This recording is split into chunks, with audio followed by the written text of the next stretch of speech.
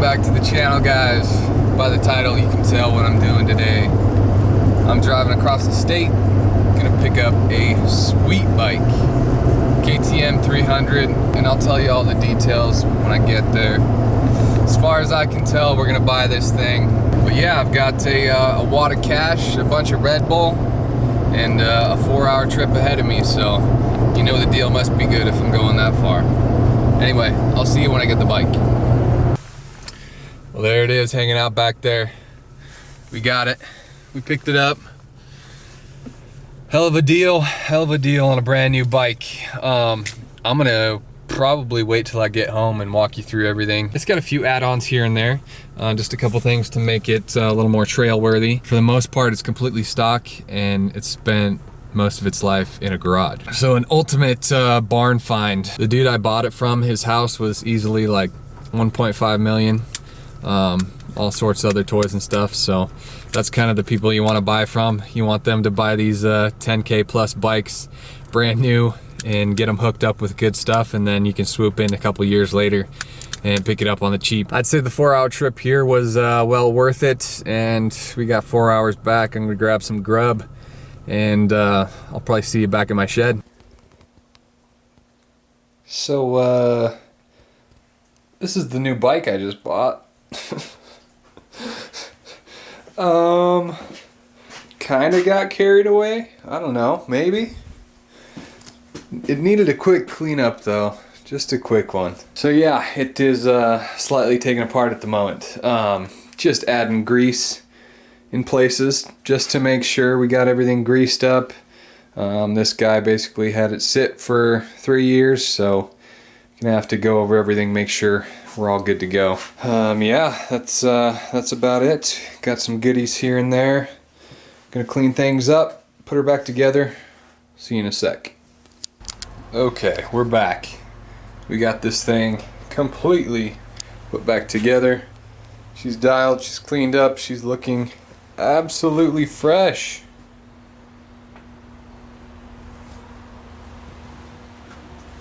Just a beautiful bike.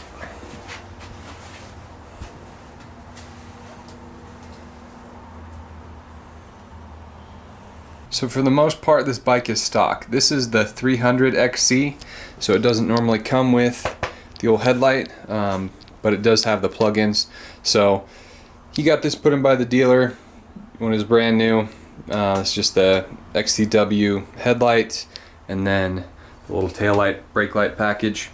Then on top of that, some fresh Fastway hand guards, full wraparound. There's also carbon fiber pipe guard. I did take that off, and there's just one small ding right over here on the bottom. The wheels and tires, so the rims don't have a single mark on them, and then tires still got the nubbins hanging out on them. The seat on this was shaved, so you can see probably in the middle there, a good 3/4 of an inch maybe. I rode it around a little bit. For the most part, I think I might just stick with this shaved. It kind of helps out just a little bit when you're kind of maneuvering around on the trail. The rest of the bike is fresh. Swing arm, just super tiny little nicks. He said he basically took this thing out for a weekend at Pipestone. If you know where that is, around Butte, Montana. Great place to ride, but it's a little bit rocky, so you could end up with a couple scratches here and there. That's where most of my broken pieces and stuff came from on my 450. There's also just a minor skid plate, just something that covers the front to the back and a little bit of the edges. Not like a full wrap skid plate, but at least there's something on there. So that's nice, don't have to go buy one of those. So the frame, you know, absolutely no wear on it after a couple hours, obviously. But the dude did have these in the package, just some frame guards, just the OG hand guards. These are kind of flimsy, but they work sometimes. The OG number plate, and then all the paperwork goodies, toolkit, and I think that's it. So this bike, I didn't get an amazing deal on it, but I definitely got a deal on it, especially considering it's brand spanking new. It's like if I bought a holdover from a year or two ago. That's pretty much what we're looking at here. So he bought this new in the summer of 2016. He has receipts, you know, all his original receipts and stuff in that book. Paid over 10 grand for this thing. Rode it a weekend or so, you know, then maybe ripped it around on the road just a couple times here and there, and that's it. That's all. As you can see, you know, dropped it a couple times. But this thing is just, I mean, it's absolutely fresh. But why would I go blow money on something like this? It's 4 years old. Obviously, it's, you know, brand new basically, but still 4 years old. They've got fuel injected 2-strokes nowadays, and I mean, those are well over 10 grand too. They're probably pushing like 12 brand new. The reason I bought this thing is I wanted to try out the orange Kool-Aid. I wanted to test out the KTM 300, see what the hype is all about. Obviously, you got good riders all across Instagram and YouTube ripping these things around, whether it's hard enduro, regular enduro, anything really. But it's kind of a catch-all bike, a do-all bike. You've got the power there, and you've got the luggability, and you can translate that into pretty much anything you want to do on a dirt bike. And I've been rocking the CRF 450. It's hanging out in there. I've been rocking the CRF 450 for 4 years now. I mean, I've got that thing dialed for the trails. Gearing, I've got a flywheel weight on there. I've got skid plate, hand guards. I've got some nice enduro tires. I've got the Boysen super cooler that helps that race bike a shit ton so it's not overheating. And I've added a light bar on that thing, so I've done a lot to it.